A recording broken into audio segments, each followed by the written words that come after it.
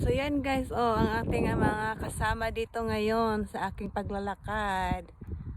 Yan lang sila, mga nag kumakain na, naghahaponan na sila. Ayun pa yung dato, no, iba. Naghahaponan na sila. Kasi ano na dito, alas 5 na ng hapon.